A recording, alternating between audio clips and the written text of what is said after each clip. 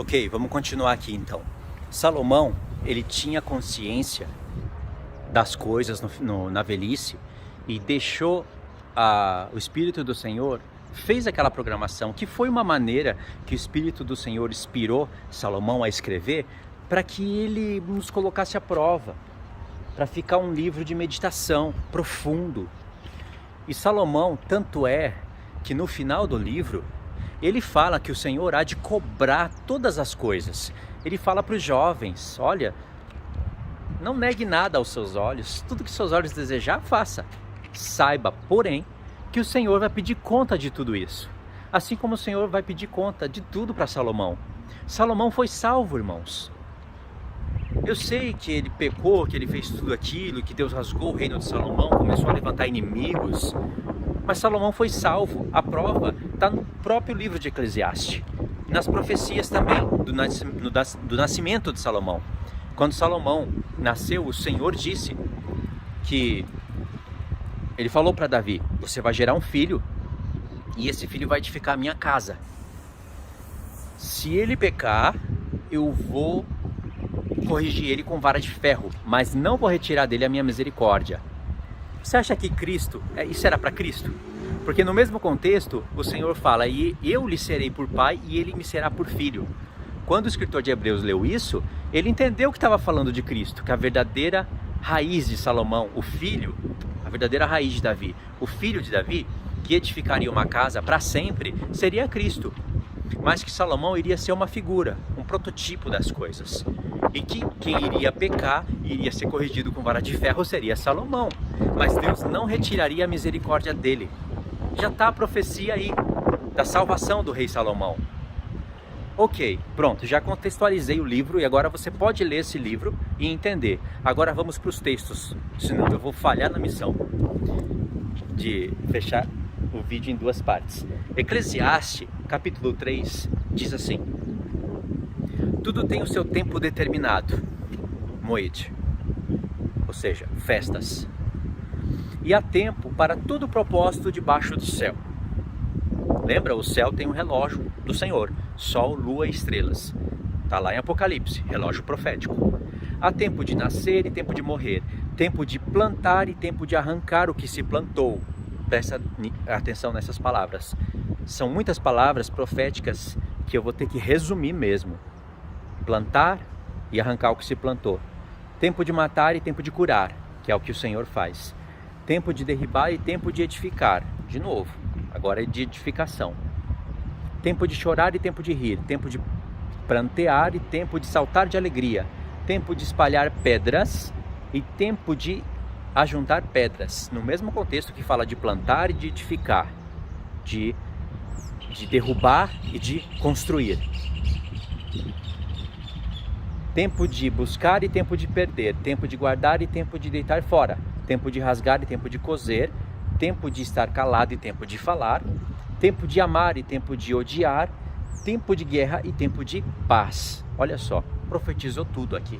Está tudo amarrado essas palavras. Essas palavras estão todas conectadas. Paramos no verso 8. No verso 15 diz assim: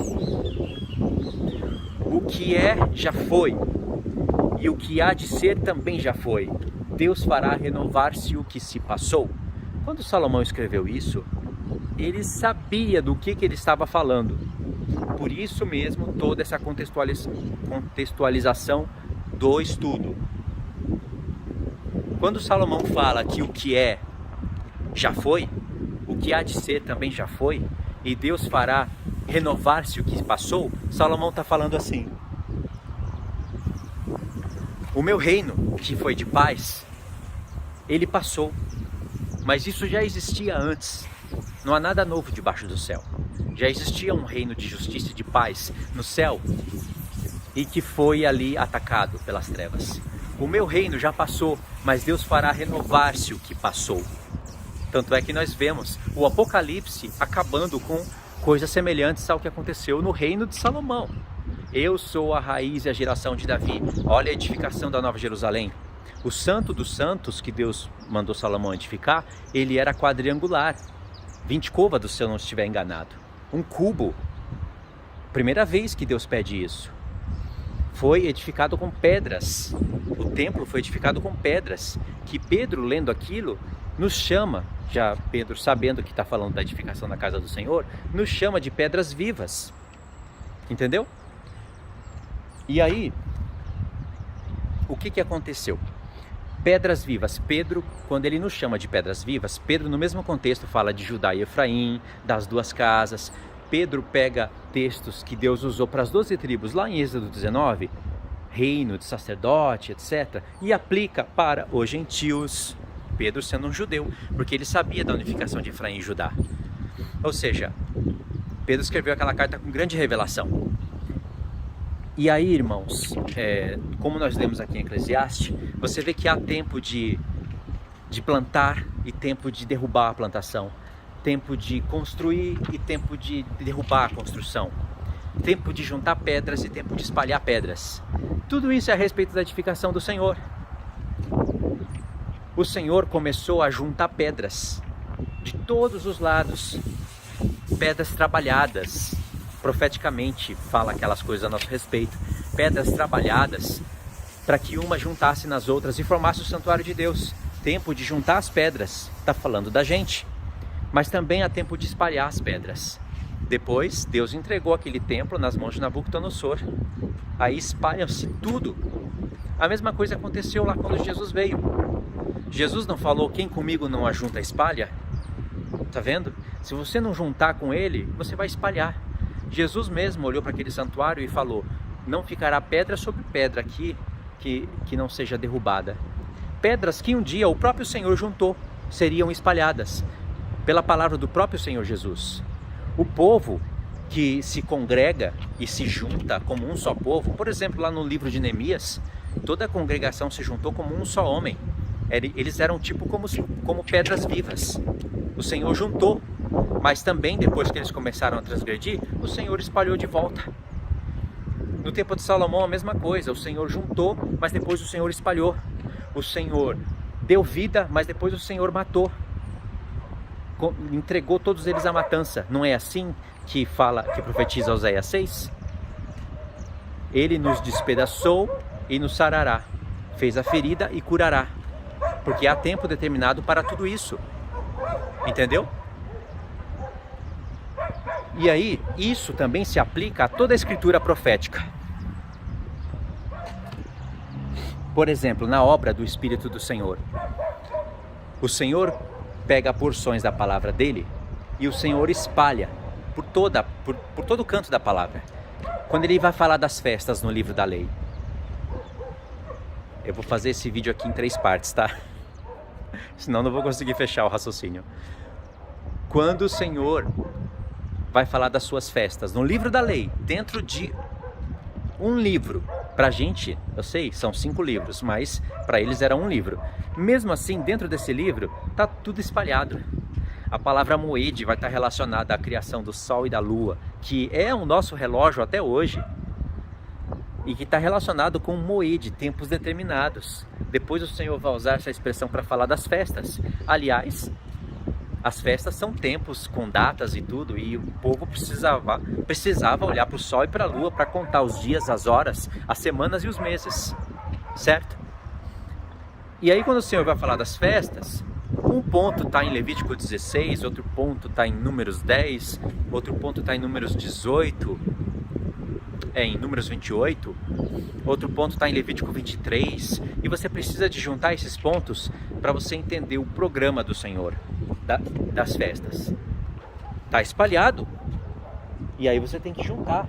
Dentro do próprio livro da lei, irmãos, o Senhor espalhou tudo, e aí o povo tinha que juntar para entender como se pratica na literalidade, sem ter ali nem 20% da revelação. Futuramente o Senhor começa a usar os seus profetas para revelar o sentido das festas. Ele começa a chamar o povo dele de primícias, por Jeremias capítulo 2 ou 3, acho que é o 3 mesmo. E antes mesmo disso, pelo profeta Isaías, o profeta Isaías já começa a entender que o Cordeiro falava a respeito do Messias e começa a profetizar o sacrifício do Senhor através das festas. Isaías começa a usar a plantação para falar de ressurreição dos mortos, está em Isaías 26 e 27. Começa a falar o significado de trombetas. O Senhor já começa a levantar depois, no mesmo período de Isaías, o profeta Oséias, por exemplo, que fala: toca a trombeta em Sião e anuncia o pecado do meu povo. Já falando que trombeta fala a respeito de voz, anunciar o evangelho, anunciar o arrependimento. E aí o Senhor vai revelando tudo pelos profetas. Cada profeta revelando uma porção, todas elas espalhadas em tempos diferentes. Por Jeremias, o Senhor fala uma coisa, por Ezequiel outra. O Senhor coloca Ezequiel como um atalaia e dá uma trombeta para Ezequiel tocar. Não uma trombeta literal, mas associa a toque de trombetas com a voz de Ezequiel, filho do homem. E aí, irmãos, o Senhor espalhou, primeiramente ele espalhou toda a literalidade no livro da lei, que o povo teria que ajuntar para entender uma linha do tempo, um mapa. Mas o povo ainda não tinha revelação. Então o Senhor pega depois e começa a revelar o sentido das coisas. Era tempo de revelar. E aí o Senhor pega cada profeta em suas épocas determinadas e começa a dar para eles o sentido, a revelação profética que falaria a respeito da vinda de Cristo e do nosso tempo. Mas espalhou tudo. Tempo de espalhar. Os apóstolos vêm e começam a juntar tudo que estava espalhado. Paulo escreveu todo o raciocínio dele para falar de ressurreição, de trombeta, de vinda do Senhor, usando essas expressões e as festas. Como Paulo foi o único que falou sobre isso, João também falou, mas não tão claramente como Paulo. Então nós vemos, nas cartas de Paulo, ele juntou tudo que estava espalhado. Ele juntou as coisas do livro da lei, juntou as coisas dos profetas e colocou nas suas cartas. As revelações que estavam espalhadas, que era tempo do Espírito do Senhor espalhar, Paulo juntou. Mas quando Paulo juntou nas suas cartas, vocês vão perceber que mesmo quando ele juntou, o Senhor espalhou. Porque quando Paulo fala de ressurreição, um ponto vai estar em 1 Coríntios 15, outro ponto em 1 Tessalonicenses 4, outro ponto em 2 Tessalonicenses capítulo 2. Mesmo assim tem que ler o 1 antes. E mais outros pontos em outros pontos da carta, e depois vem Apocalipse. Ou seja, está espalhado e nós temos que juntar para ver como realmente será a vinda do Senhor. Será que será um arrebatamento secreto? Será que vai ser 7 anos antes da grande tribulação? Será que vão ter 3 arrebatamentos, como falam alguns pastores da linha pré? Nós temos que juntar o que está espalhado. Porque para a gente está espalhado, mas depois que você tem a visão profética dos fatos, você vê que os apóstolos, eles ajuntaram, estava muito mais espalhado e eles ajuntaram, mas o Senhor não deixou eles juntar tudo em um só ponto. Pega esse raciocínio na parte número 3, tá bom? Eu vou ter que parar aqui.